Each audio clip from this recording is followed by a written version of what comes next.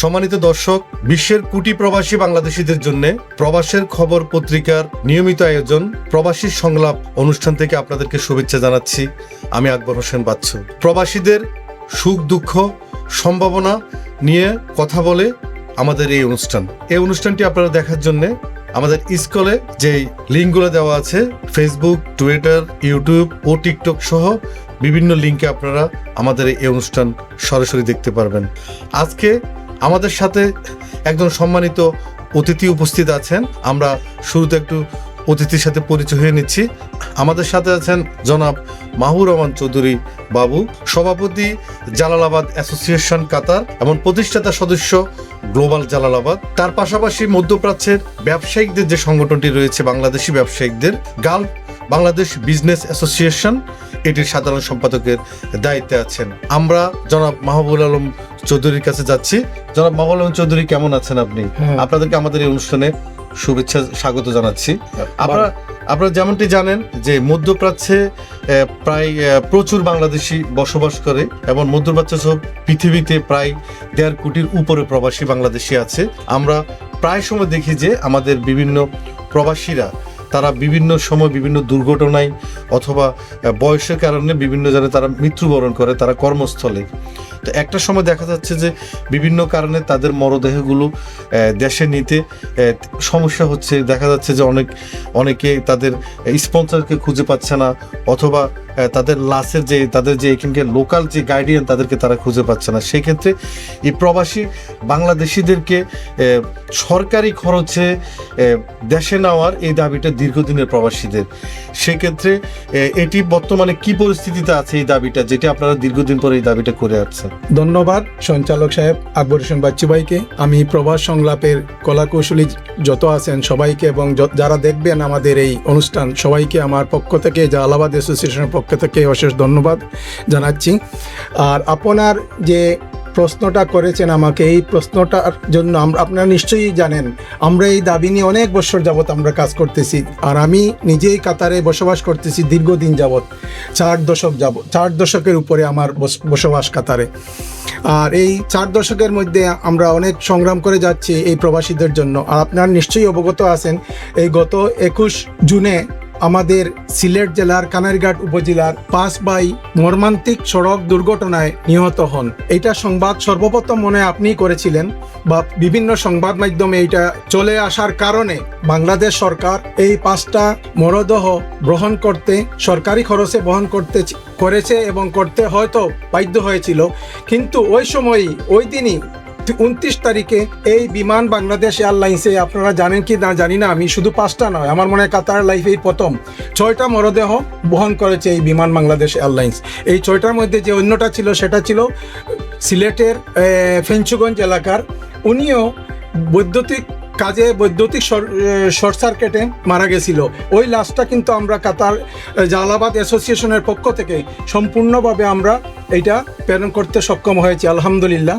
এইটার জন্য আমরা সরকারের পিছনে যাই না, কারণ সরকারের পিছনে গেলে অনেক দুর্ভোগ পোহাতে হয়, অনেক সময় অনেক দিন লেগে যায়, সপ্তাহ 10 দিনেও কিছু হয় না, মাস দিনও পড়ে থাকে মরদেহগুলো মর্গে। এর জন্য আমরা এটার পিছনে যাই না। আর আপনি নিশ্চয়ই অবগত আছেন, আমরা 2012 সাল থেকে এই কাতারে আমরা জালালাবাদ অ্যাসোসিয়েশনের আমাদের সহসভাপতি, সাবেক সহসভাপতি, বর্তমান উপদেষ্টা শিব্বির আহমদ ভাই, উনি মরদেহের জন্য যে কপিনটা আছে ওইটা আমরা দিয়ে যাচ্ছি।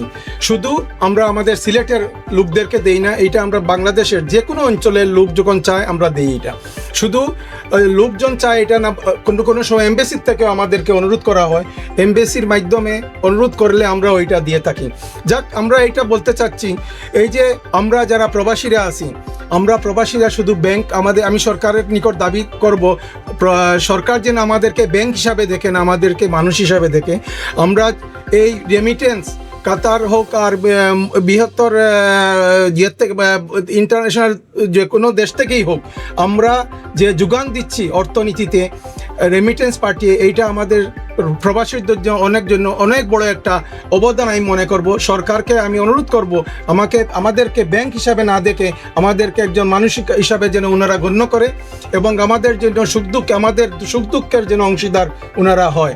আমরা শুধু যে রিমিটেন্স দিলেই শেষ, যখন আমাদের কোনো এক ভাই মারা গেল তখন ওনারা কোনো কিছু করে না, আমাদেরকে সংগ্রাম করে আমি যে আলাহাবাদ অ্যাসোসিয়েশনে আসি বলে আমরা মনে করেন সামাজিক সংগঠন করি, আমরা 1-2 টাকা 10 টাকা 20 টাকা করে সংগ্রহ করে আমরা লাশগুলা দেশে প্রেরণ করতে হয়। যেমনটি আপনি জালালাবাদ অ্যাসোসিয়েশনের কথা বললেন, আপনি তো গ্লোবাল জালালাবাদ অ্যাসোসিয়েশনের সাথে আপনি আছেন, সেই ক্ষেত্রে আসলে বিশ্বব্যাপী তো প্রায় 1.5 কোটির উপরে প্রবাসী বাংলাদেশে আছে। মানে আমরা যেমনটা জানি যে বর্তমান যিনি প্রবাসী কল্যাণ মন্ত্রী রয়েছেন তার বাড়ি হচ্ছে সিলেটে, তো সেই ক্ষেত্রে কি মানে সিলেটের লোক মারা যাওয়ার পরে কি প্রথম সুবিধাটা পেল যে সরকারি খরচে তারা গেল, আর বাকি যে প্রবাসীরা আমাদের বিভিন্ন সময় হয়তো পরবর্তীতে যারা মারা যাবে তারা কি এই সুযোগটা কি পার্মানেন্টলি পাবে কিনা, এটা কি আপনারা কেমন আশা করেন? ধন্যবাদ, আপনার একটা সুন্দর প্রশ্নের জন্য আমি আপনাকে অশেষ ধন্যবাদ জানাই। কারণ একজন মন্ত্রী যখন হয়ে যায়, যে কোনো ব্যক্তি যে কোনো দলের হোক উনি যখন একজন এমপি হবে তখন এলাকার সবার জন্য সে এমপি, আর যখন মন্ত্রী হবে তখন সে যে ব্যক্তি হয় না কেন, যে কোনো জায়গারই হোক না কেন, সে সমগ্র বাংলাদেশের উনি মন্ত্রী। তাই আমি অনুরোধ করব আপনারা যদি এটা বিবেচনা করেন যে উনি আমাদের সিলেটের মন্ত্রী থাকায় আমাদেরকে সহযোগিতা খুব তাড়াতাড়ি করছেন। হ্যাঁ, এটা আমি মনে করি, আপনিও মনে করেন, সবাই মনে করতেছে সিলেটের মন্ত্রী হিসাবে উনি তাড়াতাড়ি লাশগুলো বহন করেছেন। কিন্তু আরেকটা লাশ দেখেন, ওইটার জন্য আমরা আর প্রেস দেই নাই সরকারকে, আমরা আমাদের জালালাবাদের খরচে আমরা পাঠিয়েছি।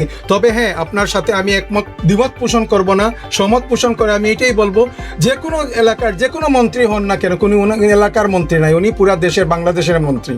আর আমরা যে কাতারে বসবাস করতেছি 4.5 লক্ষ, মোর এন্ড লেস 4.5 লক্ষ বাংলাদেশিদের মধ্যে আমি গালফ বাংলাদেশ বিজনেস অ্যাসোসিয়েশনের সাধারণ সম্পাদক হিসেবে এটাই বলবো আমি, যে আমরা চাই, আমরাও করি, আমাদের গালফ বাংলাদেশ বিজনেস অ্যাসোসিয়েশন থেকে সাহায্যের হাত বাড়িয়ে দেই, কিন্তু আমরা চাই এই গালফ বাংলাদেশ অ্যাসোসিয়েশনকে যেন সরকার একটা রিকগনাইজ করে, সরকারিভাবে কিছু একটা করে আমাদেরকে সুযোগ সুবিধা দান করে, আমরা যেন এইটা আগামীতে আরো বেশি করতে পারি।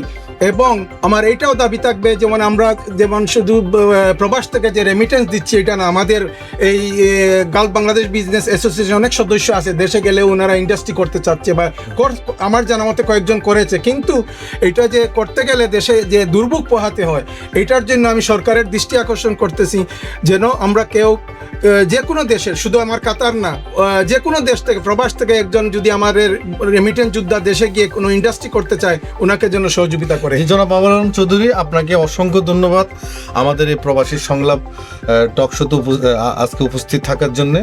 আমরা সম্মানিত দর্শক, আমরা আমাদের সম্মানিত অতিথির কাছ থেকে অনেক গুরুত্বপূর্ণ কিছু তথ্য পেলাম যে আমাদের প্রবাস সংশ্লিষ্ট।